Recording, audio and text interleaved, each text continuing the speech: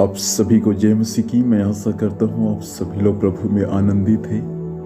प्रियो, परमेश्वर का धन्यवाद हो जो प्रभु ने हमें साल के इस अंतिम महीने में सकुशल पहुँचाया। हम उस खुदावंत को धन्यवाद दें। इन दिनों में प्रार्थना के साथ रहे ताकि परमेश्वर का आत्मा हमको वचन के माध्यम से इन दिनों में बातचीत करने पाए।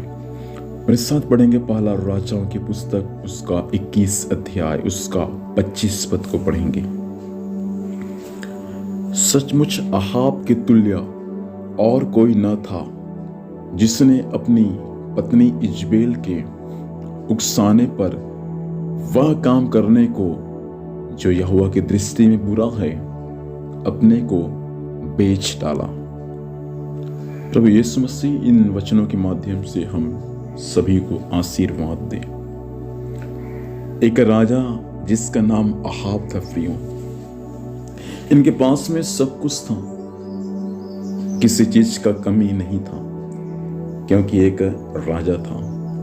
लेकिन बाइबल अहाब राजा के बारे में हमें यह सिखाता है प्रियो कि पहली बात है कि उसके तुल्य और कोई नहीं था। दूसरी बात है,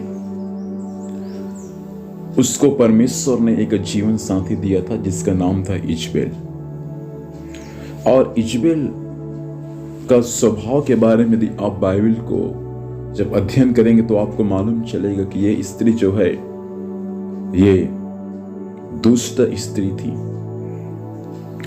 इनका स्वभाव, इनका चरित्र सही नहीं था। लिखा है अपनी पत्नी इजबेल के उकसाने पर वह काम करने को जो यहोवा की दृष्टि में बुरा है अपने आप को बेच डाला। यह हमेशा ये स्त्री का काम था, एक दूसरे को उकसाना। ये अपने पति को उकसाया और ऐसा अपने पति को उकसा दिया कि उसका पति वह काम कर बैठा जो परमेश्वर के दृष्टि में बुरा था। बहुत सारे बहन लोगों से मैं आज बातचीत करना चाहूंगा।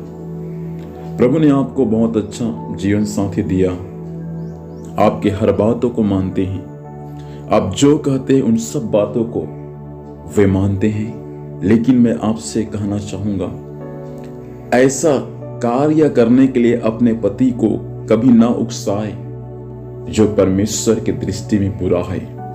नहीं तो आप पढ़ लीजिएगा पहला राजाओं की पुस्तक 21 अध्याय को, अहाब राजा के साथ में क्या हुआ उसको पढ़ लीजिएगा आप। उसके पत्नी के साथ क्या हुआ जो अपने पति को उकसाया। अपने पति को प्रार्थना करने के लिए उसको प्रोत्साहित करे, वचन पढ़ने के लिए प्रोत्साहित करे, संगति करने के लिए प्रोत्साहित करे, अच्छा काम करने के लिए आप उनको प्रोत्साहित करें। लेकिन अपने पति को गलत काम करने के लिए बिल्कुल आप प्रोत्साहित ना करें। ऐसा ना हो कि आपके पति के लिए भी और आपके लिए भी वो दंड का कारण बने।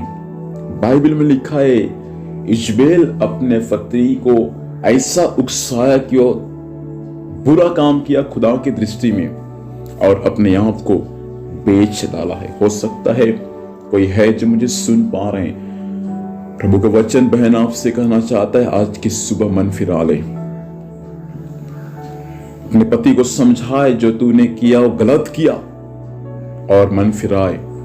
और आगे से प्रभु का वचन चेतावनी देना चाहता है आने वाले साल में कि ऐसा कार्य ना करे। केवल अपने पति को ही नहीं, अपने परिवार को और अन्य किसी व्यक्ति को आप ऐसा करके ना उकसाएं जो प्रभु के दृष्टि में गलत है और वे बुरा काम कर बैठे। नहीं तो उनका लेखा खुदा बाप आपसे लेगा। प्रार्थना करें आज की सुबह के समय, प्रभु सहायता करके मेरा जीवन कभी इजबेल के समान न हो। भाई, आप लोगों से मैं कहना चाहता हूँ, अपने पत्नी के हर बातों को न माने। जो बातें बाइबल के वचन के खिलाफ है आप उनका इनकार करें। ऐसा ना हो कि आपको भी दंड मिले और आपके पत्नी को भी दंड मिले। इसलिए पत्नी जो कुछ कहता है सही गलत उनको देखे, परखे, प्रार्थना करे। ऐसा ना हो कि आपके पत्नी ने जो बोल दिया आपने कर दिया और खुदा के दृष्टि में काम पूरा है। इसलिए प्रार्थना करें कि प्रभु आपको भी बुद्धि दे, आप भी सही रीति से डिसीजन ले। बहन, आप लोगों से भी कहना चाहता हूं, कभी गलत कार्य करने के लिए अपने पति को भी ना उकसाएं। आइए प्रार्थना करेंगे। प्रभु धन्यवाद देते हैं, सुंदर समय दिया, वचन के द्वारा बात किया। ये वचन आपके लिए आशीष का कारण होने पाए पिता, आपके लोगों के लिए इस वचन के अनुसार चलने में सहायता करना और आपकी दया दृष्टि सब पर आज के दिन होने में सहायता करना।